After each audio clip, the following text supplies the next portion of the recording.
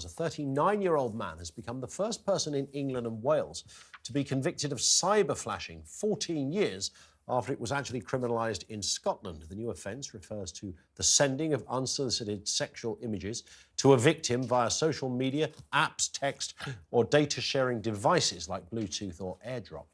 Nicholas Hawkes, who sent photos of his genitalia to a 15-year-old girl and a woman earlier this month, was convicted at a hearing yesterday and will be sentenced in March. He was already a registered sex offender after exposing himself in a doctor's surgery. Again, it's one of those areas where you think, I know this is all cliche stuff, what was somebody thinking? I mean, the chances of getting caught doing this kind of stuff is quite high, and this guy was caught. The idea, I mean, is this IT and technology, is it facilitating a condition that already existed, a proclivity that was already there but had no potential way of being able to utilise it or in any way expose is the wrong word, but expose a system that will satisfy and quench your sexual perversions and desires? Or is it something else? I'm really glad that as a man you say that, because I've always just thought, why would you do that? Why would you do that? And I've assumed that maybe men think that it's a great idea to send. And how scary it would be. We're talking about just a horrible thing. It's horrible, but it's also quite terrifying. I'm afraid that you're both,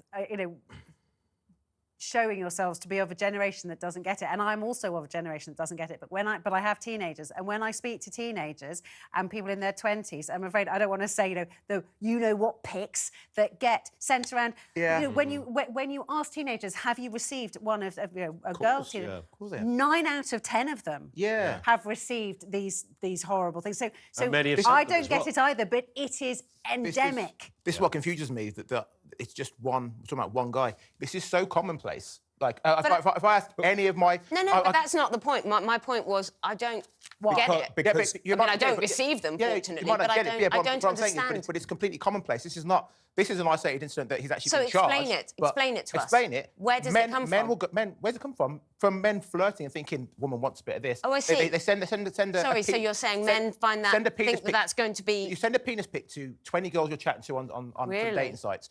If one of those girls replies back with like I don't know, some kind of flirting back, and if every woman says this is disgusting, you have a 0 success rate, it'll happen less. But unfortunately, lots of men just send me these pics out. Don't you think it's also blurring of boundaries, because it's so easy with technology to do something like that. Before you couldn't have done that.